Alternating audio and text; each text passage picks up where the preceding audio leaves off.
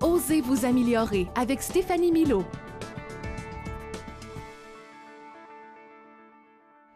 On fait la rencontre de plusieurs nouveautés à l'émission Le Magazine TVGL. Une autre nouveauté, mais vous l'avez rencontrée l'année passée. Et cette année, officiellement, elle a cette chronique qui s'appelle « Osez vous améliorer ». Elle est auteure, conférencière, thérapeute cognitive, comportementale. Elle s'appelle Stéphanie Milaud. Bonjour Stéphanie. Bonjour Diane. Bonjour. Thérapeute cognitive, comportementale. Oui. C'est un long mot. Qu'est-ce que ça comprend dans ce mot-là? Écoute, pendant plus de 10 ans, j'ai rencontré des gens en thérapie. J'avais une clinique ici à Laval.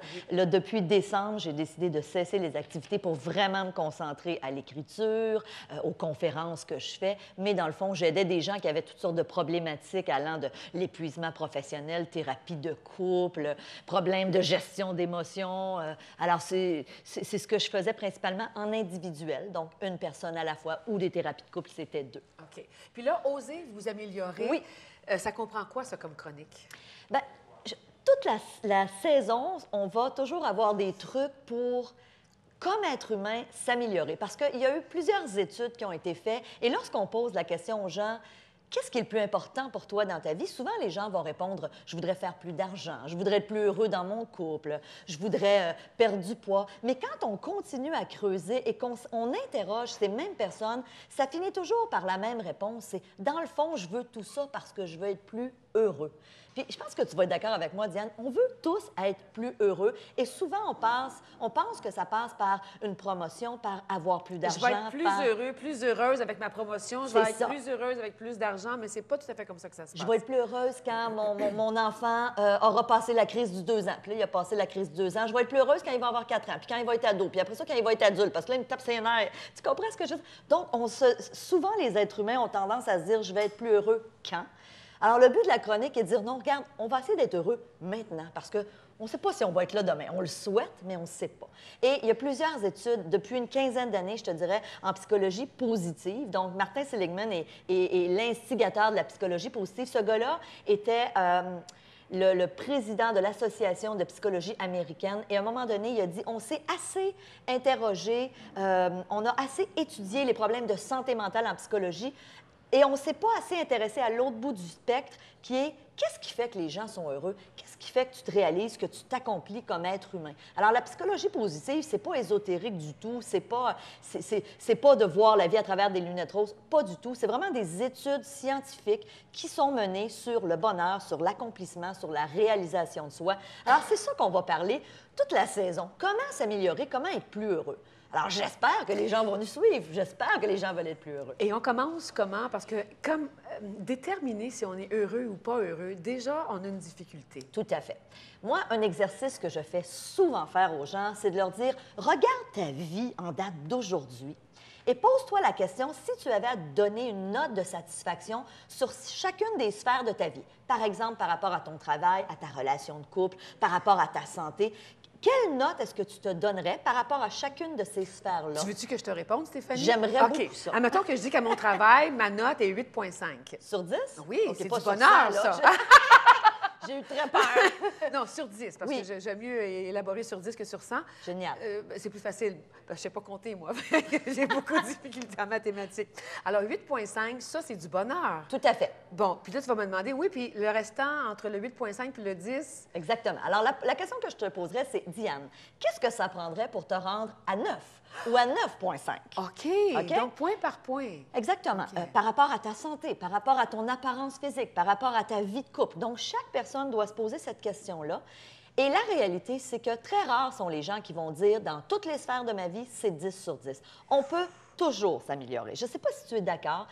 Et en plus, c'est que cette question-là, quand on y répond, on réalise que c'est cyclique. Peut-être qu'actuellement, tu dis, moi, c'est 8,5 sur 10, ma satisfaction professionnelle, mais peut-être que je te recroiserai dans un an et que tu me dirais, mais finalement, il y a eu des changements et là, je suis à 5 sur 10. J'ai moins de plaisir, je me réalise moins. Et tu vas me demander si, est-ce que toi, tu as évolué à travers ça, dans le sens que si je suis partie de 8,5 à 6, admettons, avant de se rendre à 6 ou à 5, il me semble qu'on doit faire des changements, non?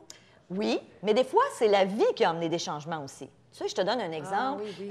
Quelqu'un me racontait à un moment donné qu'elle était très heureuse dans son travail et à un moment donné, oups, le patron qu'elle a quitte et c'est un nouveau patron qui arrive. Et là, c'est une toute autre façon de gérer. Oui. C'est conflit de personnalité. Alors, son bonheur, qui était à 9,5 sur 10, est soudainement passé à 4.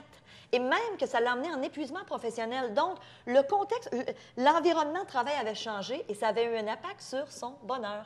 Tu comprends? Même chose dans la vie de couple. Il y a des éléments, des fois, qui font en sorte qu'on est à 9 sur 10 et il y a des circonstances dans la vie, un transfert, le conjoint qui trouve un nouvel emploi et qui devient soudainement beaucoup plus stressé, ça change la dynamique relationnelle, tu comprends?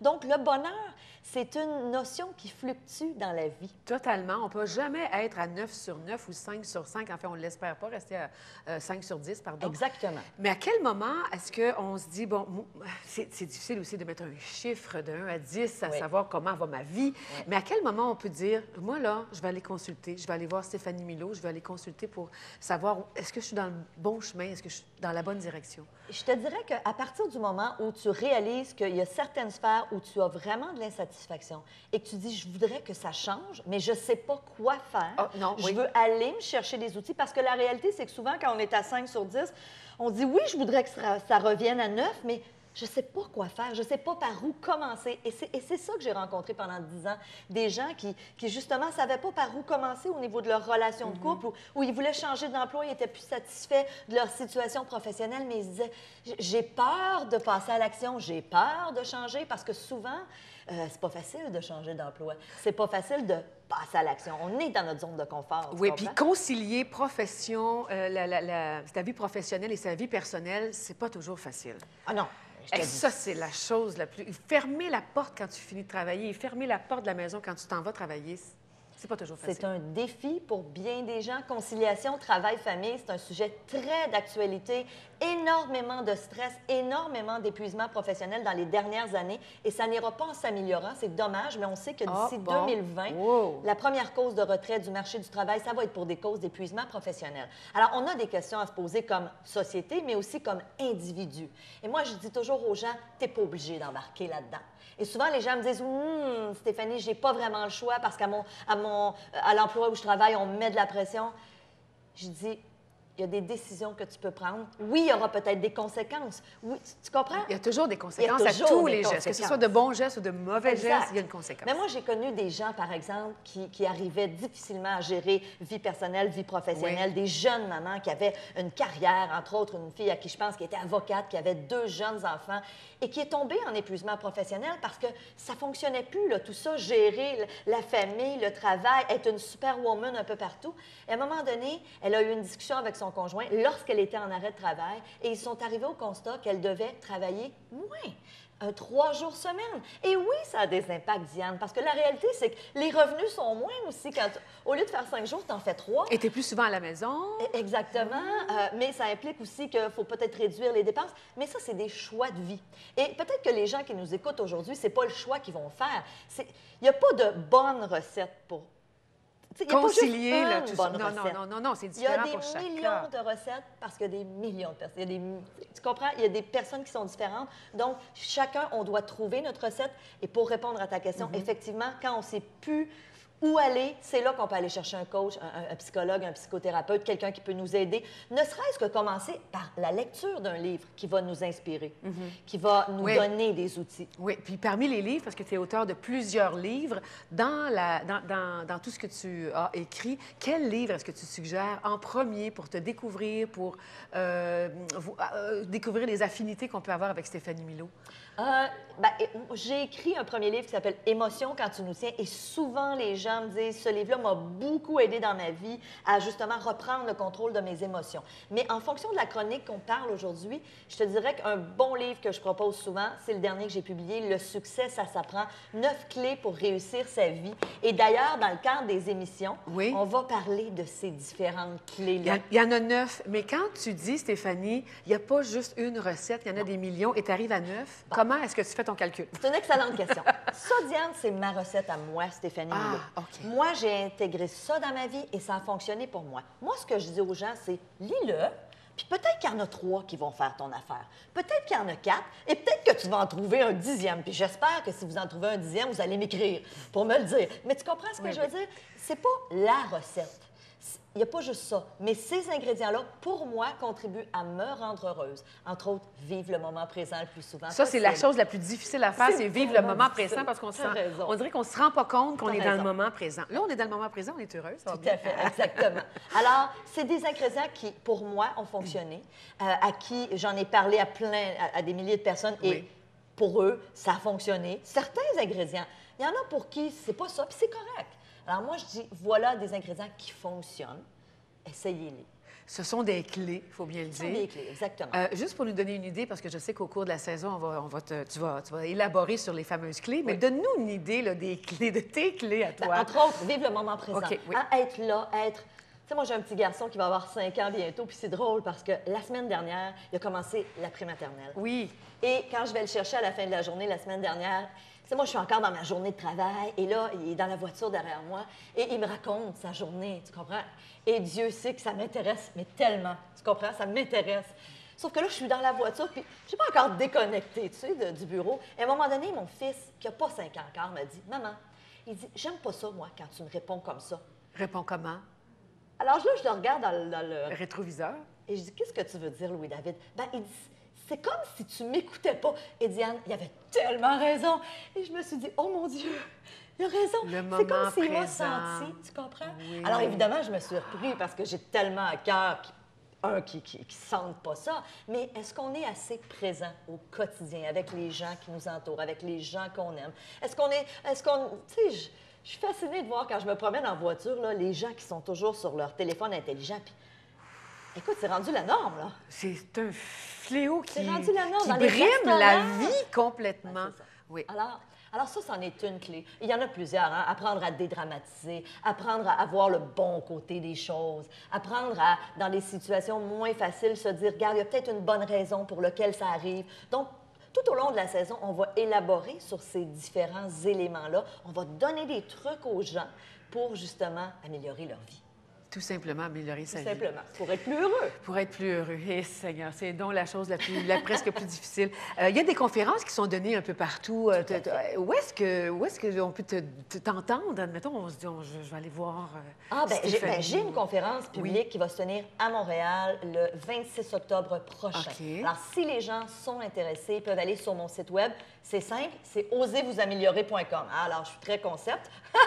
Les gens peuvent aller sur le site, peuvent voir. Dans le cadre de cette journée-là, on va vraiment... C'est une journée complète où on voit 22 stratégies pour prendre le contrôle de sa vie. On parle de comment gérer son stress, comment gérer mieux son temps, gagner 1 heure par jour juste en réorganisant un peu sa vie. On va parler d'intelligence émotionnelle, donc plein d'outils. Alors, les gens peuvent venir assister, peuvent avoir l'information sur mon site. Mais ce que je propose aux gens, allez sur mon site. Sur la première page, vous pouvez entrer votre adresse courriel et vous allez déjà recevoir des petites vidéos. Moi, toutes les semaines, j'envoie des vidéos. Ça dure 2-3 minutes et c'est des trucs, des outils. À chaque semaine, le thème est différent. Et en plus, si les gens nous donnent leur courriel, on leur envoie un livre. Alors, habituellement, les gens apprécient, c'est sûr. Exactement. Et c'est toi qui réponds personnellement à tous ces gens-là. Exactement. On est évidemment sur les réseaux sociaux, Facebook. Les gens peuvent nous trouver aussi sur Facebook. Et la raison qui revient le plus souvent pour laquelle on communique avec Stéphanie Milot, c'est laquelle? Je te dirais que beaucoup, dans les dernières années, ça a été justement avoir une vie plus équilibrée. C'est souvent des femmes, de plus en plus, qui me consultent, qui assistent à mes séminaires. Des femmes, de plus en plus, les hommes... De plus en plus. Bien, je te dis pas qu'il n'y en a pas d'hommes, mais de plus en plus, les femmes sont plus près d'oser s'améliorer? Oui, apprendre à gérer leurs émotions, apprendre à concilier justement cette vie où tout va vite. Des fois, tu n'as pas l'impression que les femmes sont toutes seules de leur bord, puis si l'homme ne suit pas dans cette amélioration-là, il me semble qu'il y a un déséquilibre, non? Bien, moi, j'ai toujours dit une chose. Quand dans un couple, il y en a un qui change, automatiquement, ça change la dynamique relationnelle. Oui, c'est pas facile. C'est pas nécessairement facile, mais en même temps, très souvent, ça amène aussi l'autre, s'il y a une certaine ouverture, à vouloir peut-être lui aussi tranquillement s'améliorer. Puis il ne faut pas essayer de le forcer. Mesdames, si vous aimez faire du yoga, essayez pas de traîner de force votre conjoint, là. C'est pas une bonne idée. Mais juste le fait qu'il vous voit plus zen, qu'il vous voit mieux, peut-être que ça va lui donner le goût, lui, de se trouver une activité à lui, qui lui parle, oui. qui va le relaxer. Tu comprends? Et il va s'améliorer à travers tout ça. Exactement. Stéphanie Milot, ça va être fort intéressant. Donc, au cours de la saison, Osez vous améliorer, c'est le titre de la chronique. Et entre-temps, ben n'oubliez pas, il y a un beau livre ici, signé Stéphanie Milot. Et il y en a d'autres à venir également. Exactement. Donc, on se dit à la semaine prochaine. semaine prochaine. Stéphanie, merci.